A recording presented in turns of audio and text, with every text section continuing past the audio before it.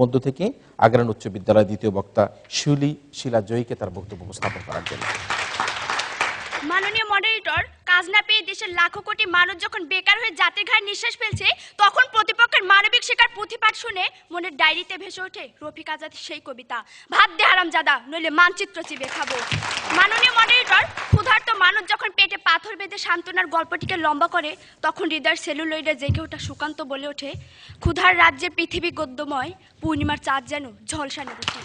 এমন এক প্রেক্ষাপটে দাঁড়িয়ে বিতর্কের বিষয় যখন ব্যবহারিক শিক্ষা নয় মানবিক শিক্ষা এখন জরুরি, তখন দলগতভাবে আমাদের অবস্থান বিপক্ষে। ধন্যবাদ মাননীয় মডারেটর আমাকে বক্তব্য দানের সুযোগ দেওয়ার জন্য। মাননীয় মডারেটর, বিতর্ক মানে শুধু ছকে বাঁধা কিছু কথার ফুলঝুরি নয়, সামাজিক দায়বদ্ধতা একটি বড় প্রশ্ন।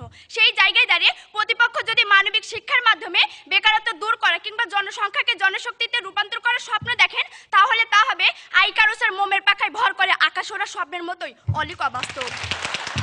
মাননীয় moderator, Bangladesh millennium development goal অর্জনের পথে মাত্র 2 ধাপ পিছিয়ে, যার একটি হলো আর্থসামাজিক উন্নয়ন। এখন সেই আর্থসামাজিক উন্নয়নের পথে প্রথম বাধা হলো বেকারত্ব। লক্ষ্য করুন প্রতিপক্ষ, বিশ্ব শ্রম সংস্থা ILOর হিসাব মতে বর্তমানে বাংলাদেশে বেকার জনগোষ্ঠীর সংখ্যা 2,40,00,000, যা দেশের মোট জনসংখ্যা 13.4%। প্রতিবেদনে আরো বলা হয়, প্রতি বছর 22 লাখ মানুষ শ্রম বাজারে প্রবেশ করছে, যার মধ্যে কাজ পাচ্ছে মাত্র 7 লাখ মানুষ। মাননীয় মডারেটর, শিক্ষিত বেকারদের সম্পর্কে বাংলাদেশ উন্নয়ন গবেষণা প্রতিষ্ঠানের senior research fellow doctor Nazrin Ahmed বলেন, শিক্ষিত বেকার আমাদের নিজেদের তৈরি। যাদের শিক্ষিত বলা হচ্ছে তারা অনেকটাই গদবাঁধা নিয়মে শিক্ষিত। কারিগরি ও কর্মমুখী জ্ঞান সম্পন্ন মানুষ না থাকার কারণে দেশের অনেক প্রতিষ্ঠান যোগ্য ব্যক্তি খুঁজে পাচ্ছে না। প্রতিপক্ষ, এবার আমার প্রশ্ন হলো, কারিগরি বা কর্মমুখী শিক্ষা, যেটাকে আমরা ব্যবহারিক শিক্ষা বলছি, সেই শিক্ষাকে বাদ দিয়ে মানবিক শিক্ষার মাধ্যমে বেকার সমস্যার সমাধান করে কিভাবে সমৃদ্ধ বাংলাদেশ গড়বেন? প্রশ্ন রইল। মাননীয় মডারেটর, প্রতিপক্ষের প্রথম ও দ্বিতীয় বক্তা জোরালোভাবে মানবিক শিক্ষার কথা বলে গেলেন, অথচ মাননীয় মডারেটর, বেকারত্বের অভিশাপ মেনে নিয়ে একজন যুবক যখন মাত্র 500 টাকার বিনিময়ে এক হাতে জীবন আর অন্য হাতে পেট্রোল বোমা নিয়ে মানবিক শিক্ষাকে কৌতুকময় করে তোলে, তখন প্রতিপক্ষ আপনারা কোনটিকে অধিক গুরুত্ব দিবেন? ব্যবহারিক শিক্ষায় শিক্ষিত করে কাজের সুযোগটি তৈরি করে দিবেন, নাকি ওই যুবকের সামনে মিনতি করে বলবেন, খোকা মানুষত্ব মহাপাপ, চলো ঘরে ফিরে চলো? অথচ মাননীয় মডারেটর, ওই যুবক যদি ব্যবহারিক জ্ঞানে পারদর্শী হয়ে এক হাতে জীবন আর অন্য হাতে একটি কাজ তুলে নিতে পারত, তাহলে তার জীবন হতো অনাবিল সুন্দর, দেশ হতো সমৃদ্ধ। তাই আমরা বিশ্বাস করি ব্যবহারিক শিক্ষার কোনো বিকল্প নেই। মাননীয় মডারেটর, ব্যবহারিক শিক্ষার প্রসার যত ঘটবে মানুষ তত বেশি দক্ষ হবে এবং তত বেশি প্রসারিত হবে শ্রমবাজার।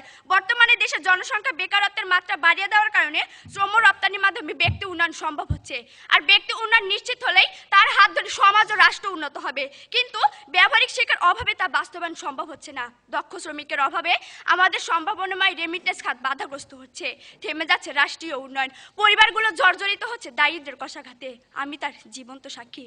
মাননীয় মডারেটর, আমার বাবা যেদিন অদক্ষ শ্রমিকের গ্লানি নিয়ে মধ্যপ্রাচ্য থেকে ফেরত এলেন, সেদিন থেকে আমাদের সংসারে ছাড় পোকারা রক্ত চুষতে শুরু করেছে। তারপর থেকে বাবাকে বহুবার বিবশ হতে দেখেছি।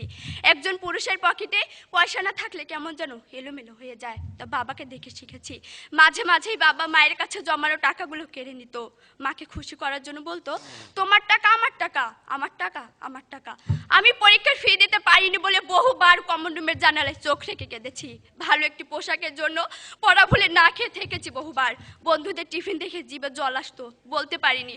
অথচ মাননীয় মডারেটর, আমার বাবা যদি কোনো প্রতিষ্ঠান থেকে শিক্ষিত হয়ে দক্ষতা অর্জন করতেন, তাহলে আমার স্বপ্নগুলো হয়তো মধ্যাকর্ষ শক্তিতে ঝুলে থাকার মতো পেন্ডুলাম হয়ে দোল খেত না বারবার।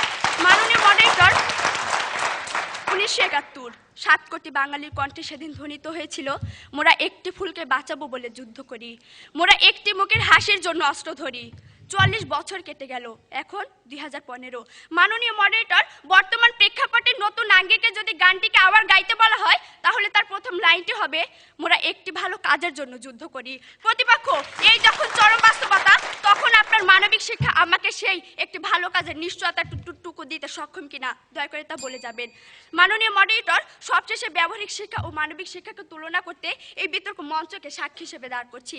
মানবিকতার জায়গায় দাঁড়িয়ে ব্র্যাকের কল্যাণে আমরা আমরা বিভিন্ন সামাজিক সমস্যা নিয়ে বিতর্ক করছি, কিন্তু এটিএন বাংলার স্টুডিও, এই ক্যামেরা, এই প্রযুক্তি যদি আমাদের পাশে এসে না দাঁড়াতো, তাহলে আমাদের যুক্তি, আমাদের তর্ক এদেশের লাখো কোটি মানুষের হৃদয়ে পৌঁছে দেওয়া সম্ভব হতো না।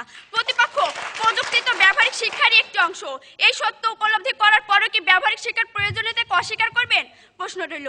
মাননীয় মডারেটর, ব্যবহারিক শিক্ষাকে কাজে লাগিয়ে আমরা যদি দেশটাকে উন্নত করতে পারি, তাহলে দেশের প্রতিটি মানুষের সুখী জীবন নিশ্চিত হবে এবং বেজে উঠবে মানবিকতার জয়গান। তাই পরিশেষে বলতেই হয়, ব্যবহারিক শিক্ষায় যত বেশি উন্নত হবে দেশ, পথ হারাবে না বাংলাদেশ। ধন্যবাদ মাননীয় মডারেটর, ধন্যবাদ সবাই।